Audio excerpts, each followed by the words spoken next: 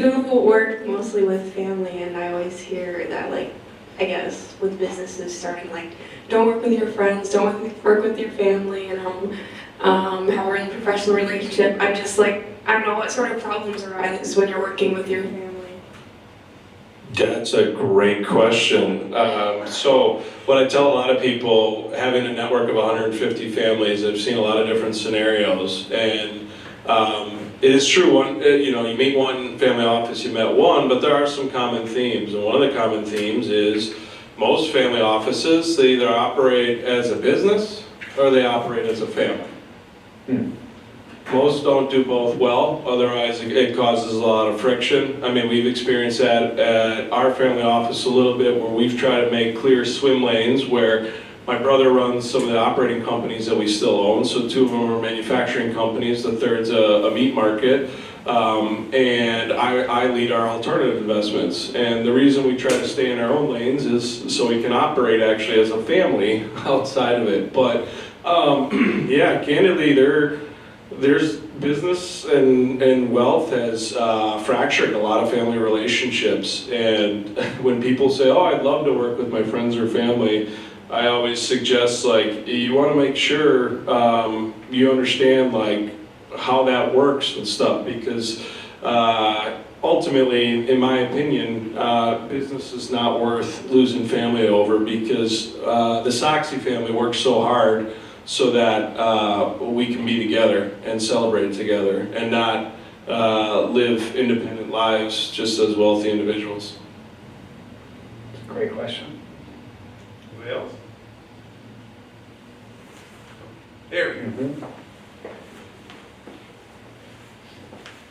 Heather, was there ever like a moment when you were listening to a pitch where there was like a click and you're like, that's it? Like there was no other thought in your head other than that? No, not really. I mean, part of it is because I don't do,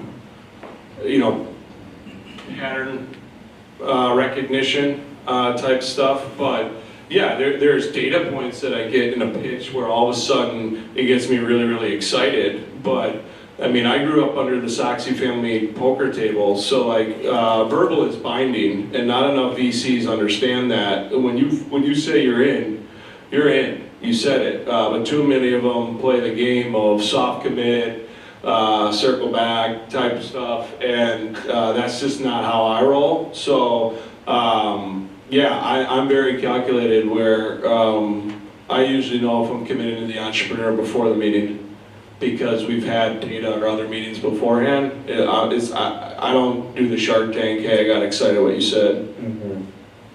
Thank you. And I guess never circle back is what it comes down to. That's Less corporate lingo. That's the lesson. Okay, I have to ask too, just because I'm curious. Do you love Shark Tank? Do you hate Shark Tank?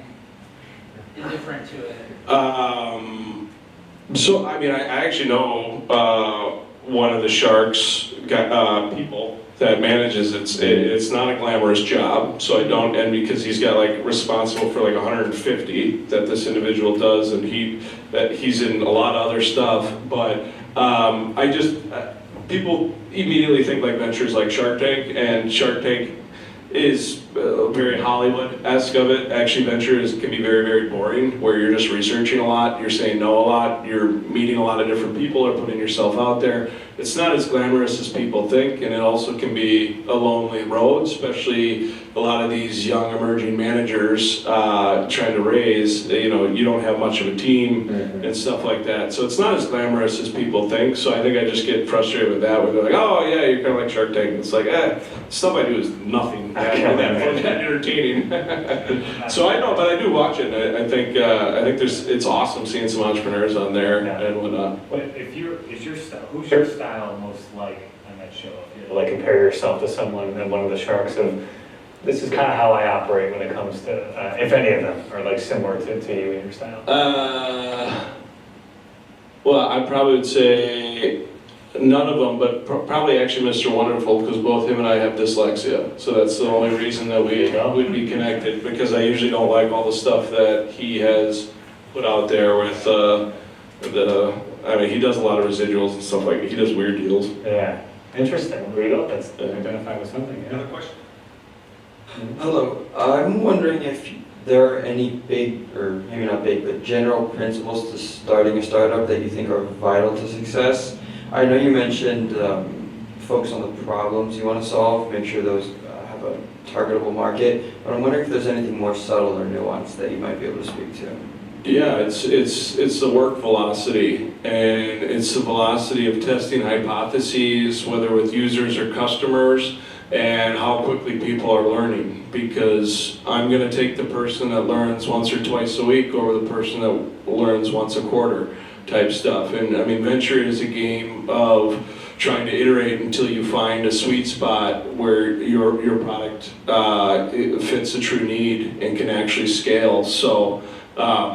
Yeah, I think a lot of it's about testing the hypotheses at a certain velocity early on to show that you're serious and you're committed to doing it, and not hoping just to find product market fit with one or two tests, but truly have velocity to go after and find that need.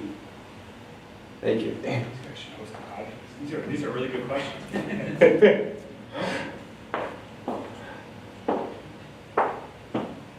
All right. Anyone else? Anyone Any else? takers? Going once, twice? Okay. All right. Thank you so much, Dave. Thank you.